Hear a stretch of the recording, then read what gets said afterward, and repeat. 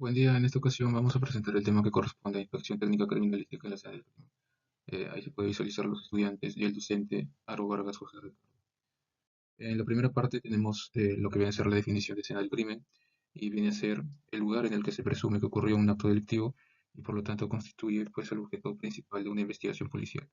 Prácticamente viene a ser el sitio pues elegido por el perpetrador para cometer el delito, ¿no? Y es importante porque acá se puede recolectar información relevante de los indicios, es decir, evidencias que posteriormente serán determinantes en el curso de la investigación.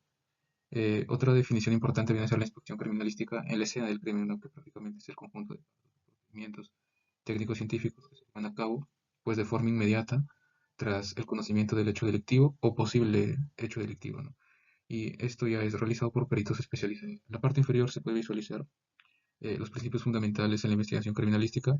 Tiene ahí el principio de uso, que viene a ser nos dice que la comisión de un hecho implica la utilización de un objeto, no es decir, de algo o de un agente, ya sea mecánico, físico, biológico o natural.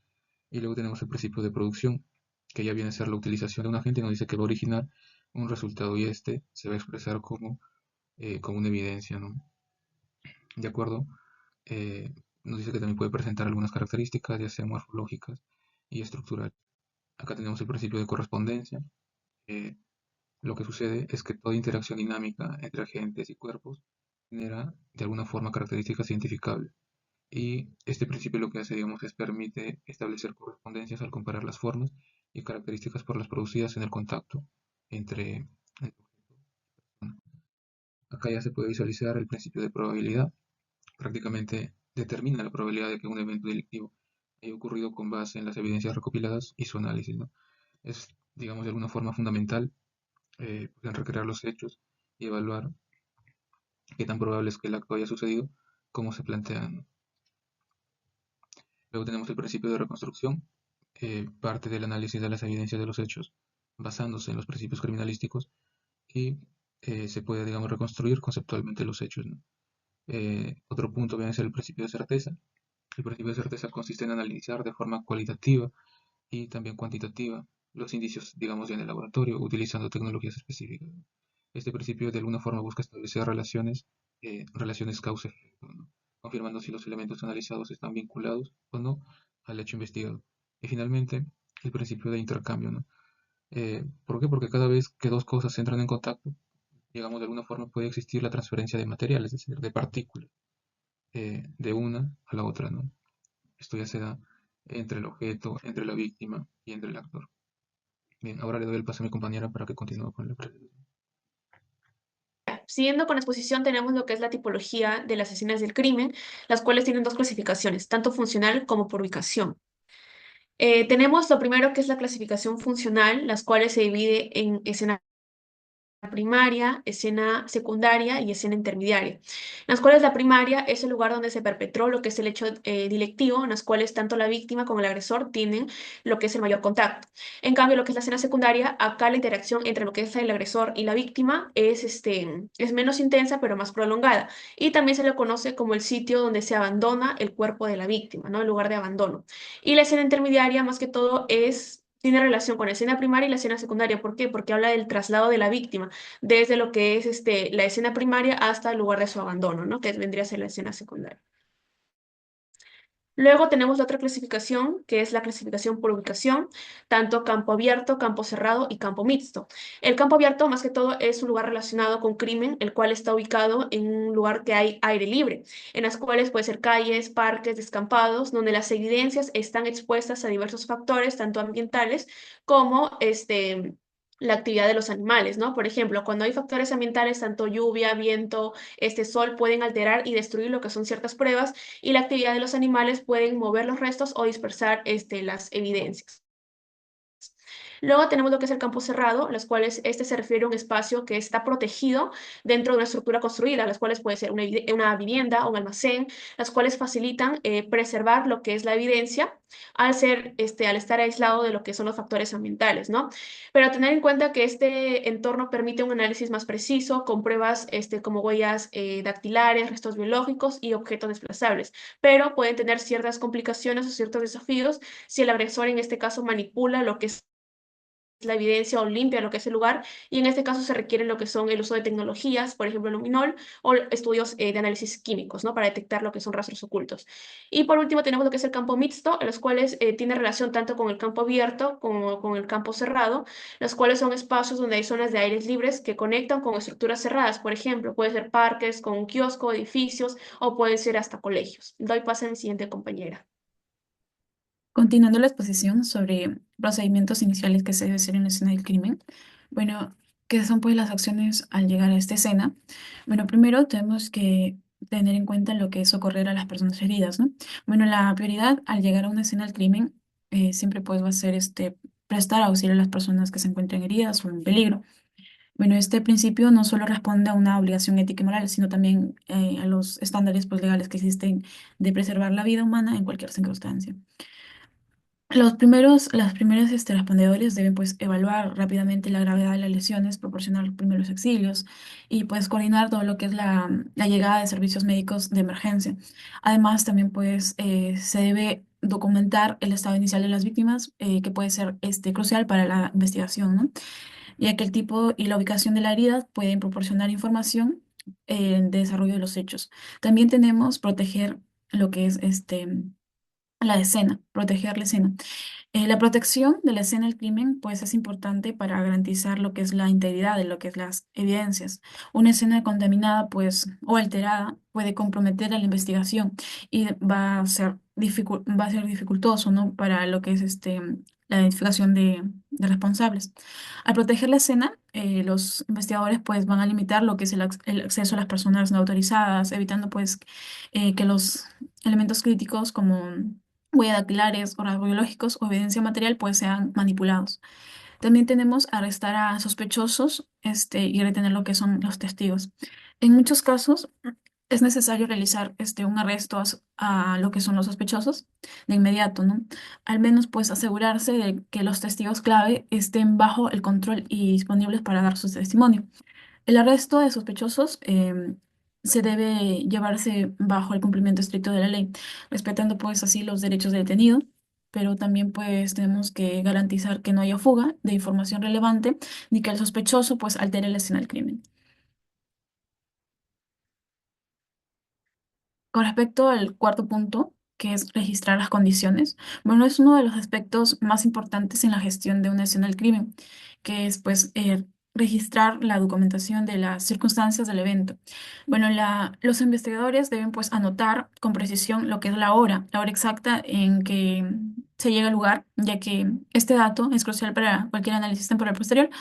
Además, se debe registrar las condiciones climáticas en el momento de la llegada, ya que los factores como la temperatura o lluvia pueden pues tener un impacto en la preservación de las pruebas o incluso en el comportamiento de los involucrados. Asimismo, pues es fundamental que se identifique todas las personas presentes, como había mencionado, en la escena del crimen, ya sean víctimas, testigos o sospechosos, y que pues se registre cualquier otra circunstancia importante como la presencia de vehículos, la ubicación de los objetos o la disposición del lugar. Le doy pase a mi siguiente Ahora, compañero. dentro de los métodos de investigación podemos tener el método de fijación. El método de fijación justamente es un método que se refiere al empleo de técnicas destinadas a registrar las características y condiciones, tanto generales como específicas de un entorno físico. Dentro de los métodos de fijación vamos a tener cinco, ¿no? Descripción escrita, que es la más importante, que permite plasmar todas las características del lugar de los hechos o plasmarlo en una escritura. Tanto la descripción topográfica como la videográfica justamente van a complementar la descripción escrita. Y la fijación mediante planimetría permite plasmar mediante un bosquejo croquis o plano la distribución de los hechos. Ahora, la fijación en tres dimensiones se basa en registrar y representar la distribución y condiciones. Para ello se usan métodos más tecnológicos como láser y también pueden ser otros métodos que permite representar o capturar un espacio físico en tres dimensiones. Ahora, otro método es el método de franja. El método de franja, justamente, como dice, implica realizar un rastreo sistemático en un área o campo abierto. Justamente es adecuado para extensiones amplias y va a requerir la participación de varias personas alineadas que avancen en dirección uniforme. El método de cuadrícula es muy similar al de franjas, pero esta va a ofrecer una cobertura doble al realizar el recorrido en dos direcciones perpendiculares. Y el método de zonas, sector o cuadrante justamente implica dividir el terreno en varias zonas y a cada uno se le va a asignar un código, número, y cuando se encuentre alguna evidencia justamente será registrada con el número o el código de donde se encontró. Ahora,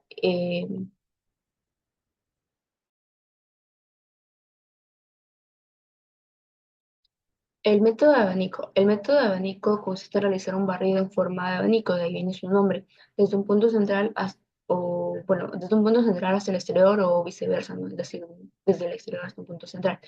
Va a ser ideal para áreas pequeñas y permite cubrir el terreno en varias direcciones desde un único punto focal. El método de espiral, el investigador va a recorrer o va a hacer un recorrido justamente en espiral, ya sea desde el centro hacia afuera o desde el perímetro hacia adentro. Va a ser útil para espacios cerrados o áreas sin obstáculos, ya que facilita una inspección progresiva y ordenada. Ahora, el método de peine justamente va a implicar que varias personas avancen en paralelo, manteniendo una distancia uniforme entre sí. Es muy similar al de peine o al de dientes de peine, y es útil justamente para terrenos amplios y abiertos. Y por último vamos a tener el método de directo o método directo, que justamente es para un investigador que ya tiene claro o ya tiene previo conocimiento sobre dónde se encuentra la evidencia o la ubicación de la evidencia. Eh,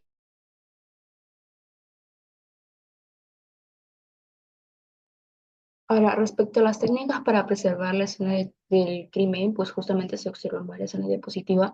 Dentro de alguna de ellas, pues van a ser definir el perímetro, justamente con cintas, el control de entradas y salidas, es decir, registrar las entradas y salidas de todas las personas que ingresan o salen de la escena del crimen, resguardar las evidencias sensibles, el uso adecuado de equipo de protección personal. Sabemos que todo el EPP es muy útil para protegerse, la conservación del estado original, el registro inicial de la escena, coordinación efectiva, protección de evidencias claves y la identificación de indicios y la vigilancia constante. Le doy el pase a mi compañero. En continuando con la exposición, vamos a hablar sobre lo que corresponde a lo que es la recolección y preservación de evidencias. Hay que tener en cuenta su clasificación. En primer lugar, tenemos por su naturaleza, por su relación con el crimen, por su relación con la víctima, el autor y otros, y por su relación en el tiempo. En primer lugar, tenemos lo que es su clasificación por naturaleza. Tenemos lo que son las evidencias de tipo papilares, biológicas, toxicológicas, físico-químicas y las de tipo armas. Las primeras encontramos todo lo que tiene que ver con lo que son las huellas dactilares y utilizamos técnicas como la daquiloscopía, también la quiroscopía y lo que es la pelmatoscopía. La primera hace referencia a las huellas dactilares en manos, la segunda en lo que es huellas dactilares en lo que son los pies. Con respecto a las evidencias biológicas, estas más que todo engloban las muestras que pueden contener muestras de ADN o otros marcadores biológicos. Aquí mencionamos lo que es la sangre, el semen, la orina y la saliva. En las muestras toxicológicas encontramos lo que son sustancias que van a influir en el comportamiento de lo que es el agresor o de la víctima. Entre las evidencias que tenemos de este tipo, tenemos los medicamentos, las bebidas, el alcohol, los venenos, incluso las drogas. En las evidencias físico-químicas, más que todo, encontramos las que van a proporcionar información sobre el entorno y las circunstancias del crimen. En este caso, tenemos de ejemplo lo que son los combustibles y derivados o restos de lo que se produce en un incendio. Y con respecto a las armas, básicamente tenemos lo que corresponde a instrumentos utilizados para cometer el delito, ¿no? Y que van a permitir la vinculación al perpetrador con lo que es el acto criminal. Y aquí encontramos lo que son las armas de fuego, las armas blancas y las armas contundentes. En el segundo punto hablamos de otros tipos de indicios, ¿no? Que podemos encontrar de las evidencias, ¿no? Las corpóreas y las extracorpóreas. En el caso de las corpóreas son los elementos físicos que lo pueden vincular a lo que es el delito. Y las extracorpóreas son marcas o residuos de lo que son información sobre los movimientos y acciones que se pudieron dar en escena. Ahora, la pregunta es, ¿cómo vamos a recolectar las evidencias, ¿no? Esto va a depender mucho del estado en que se encuentre lo que es, en este caso, las evidencias. Si el contenido es de muestra líquida, más que todo se van a utilizar jeringas estériles o hisopos para recolectar lo que son estas evidencias. Aquí, de esta forma, podemos recolectar lo que es la sangre líquida, el semen, la orina o la saliva. Si los elementos o las evidencias están en una superficie húmeda, estas deben de ser secadas a temperatura ambiente antes de su embalaje para prevenir el crecimiento de lo que son microorganismos. Si las evidencias son manchas secas, se van a documentar primero en lo que son mediante fotografías detalladas y esto va a evitar lo que es la contaminación o la pérdida del material. Si encontramos lo que son los restos de manera sólida, se van a utilizar lo que son las pinzas o incluso los guantes para poder manipular estos elementos, ¿no? Para preservar su integridad y evitar lo que es la contaminación cruzada. Y finalmente tenemos lo que son las pisadas y las huellas dactilares o papilares. En este caso se va a utilizar métodos específicos según lo que es la superficie en la que nos encontremos. Se pueden utilizar polvos reveladores o técnicas de levantamiento con cintas adhesivas, ¿no? ¿Cómo se va a hacer el embalaje y el rotulado? Más que todo esto va a depender si las evidencias son evidencias móviles o fijas, ¿no? En el caso de las evidencias móviles vamos a utilizar, bueno, aquí encontramos lo que son objetos que van a ser transportados y los vamos a embalar en contenedores adecuados, en bolsas de papel o en cajas. La sangre, el semen, la orina, la saliva, todos ellos se van a recolectar en lo que son tubos etiquetados herméticamente y todos van a estar rotulados con lo siguiente, ¿no? Con el número de identificación de caso, el lugar de la recolección, la fecha hora de la recolección y los iniciales del recolectador. En el caso de la orina, más que todo va a ser lo mismo, pero se debe de mencionar si la muestra que fue recolectada fue refrigerada o no fue refrigerada. Y esto mismo también va a ser, en el caso de la saliva, también se hace lo mismo que en sangre y orina, sin embargo, se va a mencionar de dónde se recolectó esa muestra de saliva, por ejemplo, si es que se encuentra una colilla de cigarrillo. Y luego tenemos lo que son las evidencias fijas. En este caso se va a realizar lo que es un registro fotográfico, ¿no? Se van a emplear muchas técnicas y bueno, lo primero que se debe de documentar lo que es la escena en general, lo que es, corresponde a su estado original. El acceso a la escena se le debe fotografiar identificativamente en este caso, a los objetos que se encuentran dañados, al cadáver desde varios ángulos y también una fotografía identificativa de lo que es el cadáver. Y también se podría tomar fotografías de lo que son las huellas que se pueden encontrar en ese. Cosas que se deben de tener en cuenta en el álbum fotográfico después de haber tenido toda esta recuperación de datos es el lugar, la fecha de diligencia, el tipo de diligencia, el delito que se ha cometido, el nombre de la víctima, el contenido y la fecha de elaboración. Con esto le doy pase al siguiente compañero. Ahora hablaré acerca de la perenización de la escena. Esta es una técnica utilizada en criminalística para asegurar las características relevantes de la escena del crimen y que éstas perduren en un tiempo y espacio. Se va a encargar de recordar información durante la investigación y proporcionar una representación práctica del lugar de los hechos. Para ello hay muchos medios utilizados, ¿no? Pero los más comunes son la fotografía, el croquis, filmaciones, relatos y el marcado. Como podemos ver en las siguientes imágenes, la fotografía se utiliza, lo hace un profesional en este ámbito y se va a enfocar en recaudar imágenes del lugar de los hechos, asegurando que muestren indicios y evidencias relacionadas con el delito. En el caso de croquis y planimetría, como podemos ver, es un dibujo sencillo o un boceto que se hace en la escena del crimen. Va a representar el cuerpo, los objetos que estén cerca y las disposiciones en el lugar de la escena. No debe llevar nombres ni tampoco leyendas, solamente los dibujos y el número de cada cosa. Las filmaciones es un instrumento que comprende lo que es el mecanismo de grabación de imagen, de audio y video del crimen. En el caso de los relatos orales y escritos, se utilizan como constancia de lo que se puede encontrar o de lo que se va encontrando en la diligencia. Este puede ser a través de una grabadora de voz o también por medio de manera escrita, ¿no? El marcado se hace con una tiza blanca o con una tiza de color sobre el lugar de la escena del crimen. Puede ser el marcado del cuerpo o de algún objeto encontrado allí. Con respecto a la recolección de indicios y evidencias, este puede ser cualquier objeto, instrumento, huella, marca, rastro, señal o vestigio que se utiliza o genera en el transcurso de un hecho delictivo. Entre ellos podemos encontrar lo que son manchas secas, restos sólidos, pelos, huesos, pisadas, armas de fuego o también armas blancas. Estos deben ser manejados con mucha cautela, puesto que algunos pueden verse influenciados por el contacto con el cuerpo que los va a tocar, ¿no? Que los va a movilizar. Además que algunos pueden perdurar en el tiempo y otros van a ser muy efímeros, ¿no? Van a durar poco y no pueden ser analizados posteriormente en un laboratorio. Por tanto, los especialistas van a tener mucho cuidado en poder movilizarlos y preservarlos para que puedan ser analizados. En el caso de las manchas secas, estas pueden ser manchas de sangre, manchas de semen, manchas de también de pintura, ¿no? Que pueden ser encontradas en las paredes, en el piso, en el techo, y estas deben ser fotografiadas y también analizadas. En el caso de los restos sólidos, puede ser cualquier resto que haya sido de la víctima o también que haya sido encontrado en la escena y debe también llevarse a analizar. Así como pelos, huesos y tal, estos son objetos que deben ser analizados en el laboratorio y deben ser trasladados con mucho cuidado. De paso a mi siguiente compañero. Bueno, con la exposición tenemos la evaluación médico-forense. En sí, este va a combinar principios médicos y legales con el fin de poder investigar las lesiones, la causa de la muerte y los delitos, ¿no? Esta va a ser crucial, ya que va a aportar evidencia científica objetiva, ¿no? Que va a ayudar a resolver los casos, va a ayudar en los patrones de las lesiones, en el momento y mecanismo de la muerte, pues, ¿no? Esta su importancia va a tener, ¿no? En lo que es la ausencia de los signos vitales, la cual la más importante es del aparato respiratorio, con la cual se va a dividir en tres momentos: la inspección, la palpación y la escrutación. En la inspección, principalmente, evidenciamos la ausencia de los movimientos torácicos o abdominales. En la palpación, no se va a detectar movimiento del tórax ni el flujo de aire que va a correr por las fosas nasales. Y en la escrutación es que no hay ruidos respiratorios en ambos campos pulmonares.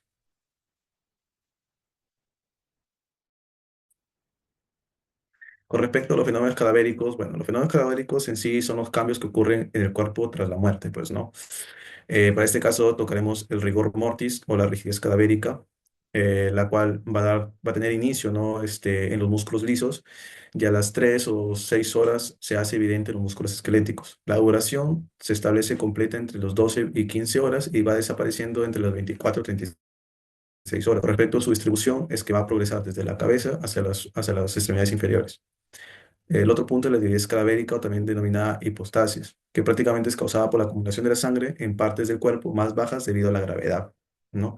Su inicio es que va a comenzar a formarse entre los primeros 20 minutos y las 4 horas post-mortem. La duración es que en las primeras 6 horas estas livideces van a ser modificables y ya pasando o llegando a las 12 modificar. Su distribución, bueno, esta va a depender de cómo es el muerto, ¿no? Un ejemplo, si el muerto está en decúbito dorsal, las livideces prácticamente se van a evidenciar tanto en espalda y en glúteos. Otro fenómeno cadavérico es el enfriamiento cadavérico, también denominado algor mortis, que prácticamente es el descenso de la temperatura del cuerpo hasta igualarse con la temperatura ambiente. Con respecto a los inicios, que va a comenzar en las extremidades del cuerpo, como las manos y los pies, y centrales. Se dice que las zonas centrales van a tener un poco más de calor, es por eso que esta al último se enfría. Con respecto a la duración, es que en las primeras 12 horas la temperatura va a descender entre unos 0,8 a 1 grado por hora. Pasando ya las 12 horas, el descenso es más lento, va a ser entre 0,5 a 0,3 grados. Con respecto al diagnóstico de la muerte, bueno, el diagnóstico de la muerte en sí se va a centrar en determinar si la muerte fue ya sea natural, accidentado, indeterminado. La muerte natural prácticamente es que va a ocurrir debido a una enfermedad o una condición fisiológica sin tener una intervención extra. La muerte accidental es que va a ser provocada por causas inesperadas y sin extensión. El suicidio en sí va a ser el resultado del acto autoinfligido con la intención, ¿no?, de acabar con su vida. El homicidio en sí es el causado por la acción deliberada de otra persona, y el indeterminado es una muerte que es posible establecer su causa con certeza. Con respecto a la ubicación, las características de las lesiones, vamos a tener la distribución de su ubicación. Se va a distribuir en dos momentos, ya sea lesiones en extremidades, que estas lesiones a menudo son defensivas, indican un intento de protegerse hacia una agresión, y el traumatismo en cabeza o tórax, que es que generalmente se ven relacionadas a caídas graves, accidentes o agresiones directas. Con respecto al tipo de lesiones, vamos a tener las contusas, las punzantes y por arma de fuego. Las cortantes, que son heridas profundas causadas por objetos afilados, como el cuchillo. Las contusas son lesiones prácticamente por golpes con objetos de punta roma. Las punzantes son heridas profundas que netamente van a ser causadas por objetos punzantes, pues, ¿no? Y por arma de fuego, que van a presentar bordes definidos y a menudo orificio de entrada y de salida. Con respecto a los fluidos corporales, bueno, los fluidos van a proporcionar, ¿no?, una información valiosa sobre el tiempo de la muerte y las circunstancias que rodearon al fallecido, ¿no? Entre los fluidos tenemos la sangre, que nos va a indicar, ¿no?, ya sea la posición del cuerpo y el movimiento durante el eventos previos a la muerte, pues, ¿no? La saliva y el semen, que van a ser pruebas claves en violencia sexual, especialmente para el análisis del ADN. La orina y el contenido gástrico en sí van a ayudar a detectar las intoxicaciones o el consumo de sustancias asociadas, es decir, mediante el examen toxicológico, para ver si el paciente, la persona ha sido influenciada en drogas o alcohol. El cierre de la escena en sí es un procedimiento fundamental en la investigación forense, ¿no? Esta debe ser autorizado ya sea por la autoridad judicial o un fiscal, con el fin de asegurar la preservación de la evidencia y evitar, ¿no?, la alteración de la escena del crimen. Los pasos principales están en la autorización del cierre, es que cuando la autoridad competente autoriza al personal policial para proceder con el cierre de la escena, garantizando que la intervención se realice de acuerdo como manda la ley, pues, ¿no? El aislamiento de la escena, es decir, que se van a establecer barreras físicas con el fin de poder impedir el ingreso de personal no autorizado, pues, ¿no? En escenas abiertas y cerradas, según el lugar del hecho, se toman medidas para proteger la escena en sí, ¿no? Y la terminación del cierre sí es que se levanta únicamente por mandato judicial, una vez que se haya completado todas las diligencias necesarias, pues, ¿no?, en la escena. Esto ha sido todo. Muchas gracias.